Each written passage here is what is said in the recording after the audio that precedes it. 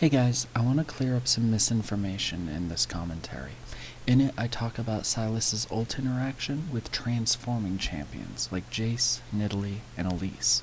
It turns out when Sylas ults these guys, he actually gains a full copy of the transformed state's skill bar. So if he were to ult Elise, for example, he would gain the spider form and all of its relevant skills. This doesn't change the overall message of the commentary, but will hopefully clear up some information within it. Thanks, and I hope you enjoy.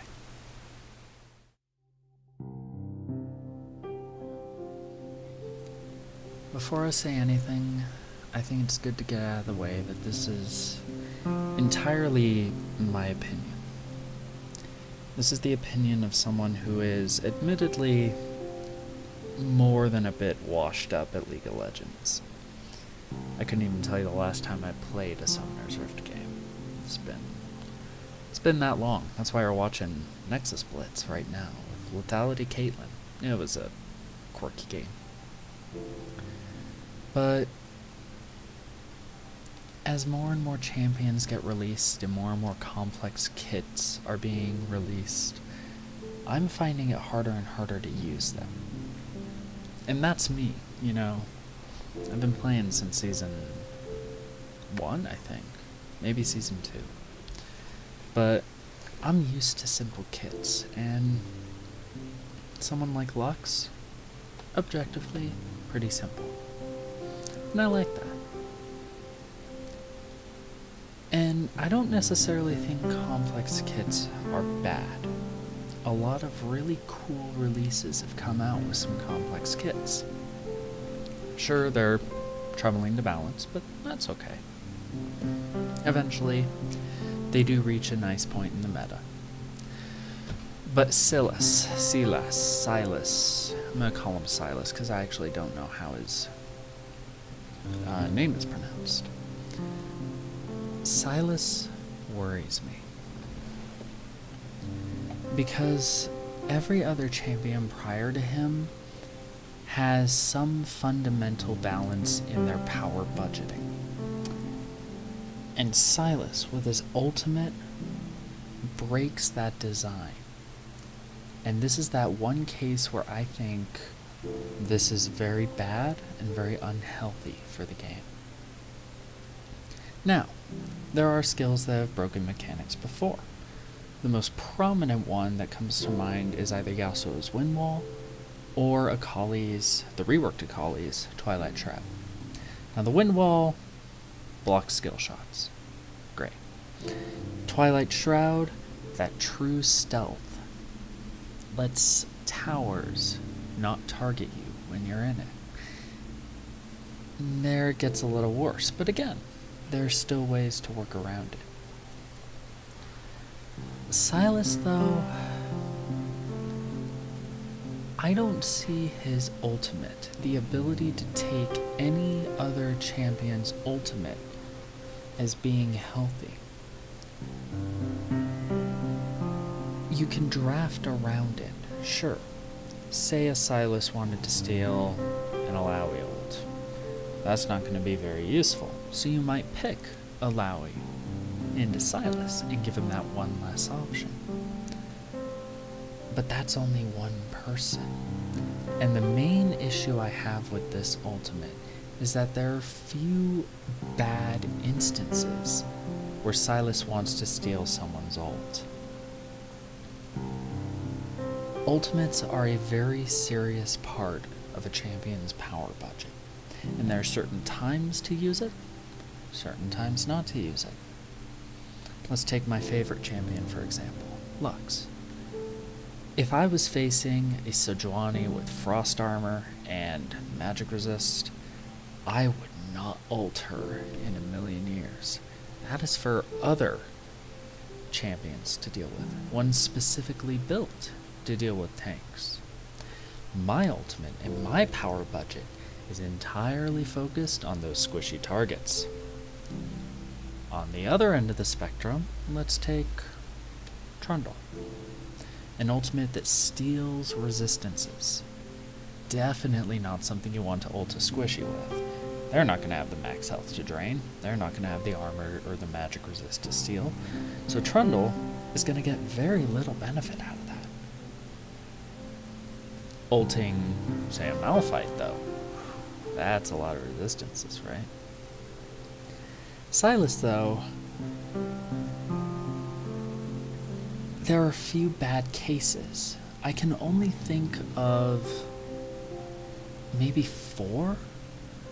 The Transform ultimates, Nidalee, Jace, Elise, maybe Quinn, and Alawi, so 5. And those are just off the top of my head. There are likely more. But that is 5 champions. And his power budget needs to include all 140 champions. There is a very small chance that Silas is going to run into a situation where he may not pick something to ult. Now, comparatively speaking, this isn't too bad. Choosing who to ult still takes some, thought process. Maybe you need that Pike ult, you need that TF ult to get away, things like that. There's still some strategy behind that. That's not my main problem.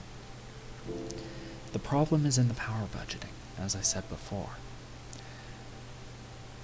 Because Silas can steal any ult, there are many cases where he becomes a better version of the champion whose ult he's stealing. The most prominent example I thought of, I read about, and I'm going to tell you, is Malphite. Malphite's been building full AP a lot lately, because he doesn't have a lot going for him. He has his ult. Once he ults, he's got a giant donut and a slam. And that's about it. He's got 2 other things he can do after he ults. And after that, he has about a period of 6 to 7, maybe even 8 seconds, where he's just standing there. And if you can bait out that ult, nice. You might be able to take him down. Punish that. Because he doesn't have anything else to do. But a lot of his power budget is in that ult. It's a knockup. 1.0, I think it's still 1.0. AP scaling. That thing is going to slam into squishies like a freight train. And that's where all of his power budget is in that ult. Now imagine Silas with a Malphite ult. That same knockup, that same power slam and scaling, I actually don't know how the scaling works. I need to look at that, but it's still going to hit hard. It's still going to give you that potential 5-man knockup. But his power budget and his abilities are so much more effective at Malphites than Malphites. Because he has those gap closers that heal. I think there's probably a % health thing on there. AoE auto attacks, things like that. To be fair, Malphite also has AoE auto attacks. I think Sylas is a little bit Silas. I think Silas is a bit stronger. I need to look at the specifics. But there's so much more in Silas's kit if he theoretically steals Malphite ult. Which means his power budget is suddenly drastically over what Malphite might have. He becomes a better Malphite. The counter to this is that, Malphite can build tank. And, yeah, Malphite can build tank. But we need to remember what kind of meta we're in. We're in a damage meta. We're in a really high damage meta. It's a meta of get one shot. Or be one shot. It's an insane amount of damage these days. This is why I've been seeing so many full AP Malphites, full AP Gallios, things like that. So, when the most prominent build for Malphite works better with a more varied skill set and more tools on a different champion. That doesn't sit right with me. That feels like it's going to be a nightmare to balance. That feels like his power budget is completely off the charts in that scenario. And I don't know if that's necessarily healthy. Why punish? Well, there is such a thing as a counterpick. Sure. I'm gonna pick, Teemo into, say, a melee top laner who's really dependent on auto attacks and shut them down hard. And yeah, that's the nature of the game, and that's gonna happen. But what bothers me most is, why would I want to pick Malphite when I know someone on the enemy team can pick a better Malphite solely because I picked Malphite? Does that make sense? I think that's a bit of an odd way to look at it, but it seems so painful to try to balance Silas over 140 plus ultimates. And this also, I think, might hurt them in the future, because any new champion Riot creates has to be balanced around how Silas might steal an ultimate. And I don't think that's healthy. I was the one on the fence about Akali's Twilight Shroud. It was certainly interesting that her shroud could avoid towers, but the very mechanic of the assassin is high damage, vulnerable, and caution and defense should inherently help you against that. And yet here's a tool that breaks that fundamental. And I don't know if that's a good thing. It's a lot like creating a counter to a counter, because then you need a counter to the counter of that counter. I think that made sense. I kind of see the motif Riot is going for. Previously it was Nico, who could steal your appearance. I think there was one other that could steal something. Zoe, who could steal your summoner spells. There's this motif of taking from the enemy. And I don't think that's a very good way to go about it. The summoner spell thing, I'm not really one of the opinion on. But I also don't like Zoe as a concept, so... But that's more me and not liking her because she one-shots a little bit better than Lux. That's my own thing.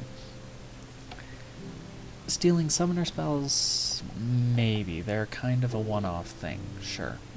And they're not so wholly power budgeted. Flash and Ignite, maybe. The other drops, perhaps. But they're small, quick, one-time things. Appearances I actually kind of like, because that's a bit more of the mental game. But entire ultimates? Ultimates that some champions are fully designed around, that have so much power budget in them that the rest of their kits are severely downplayed or made to synergize with that ultimate?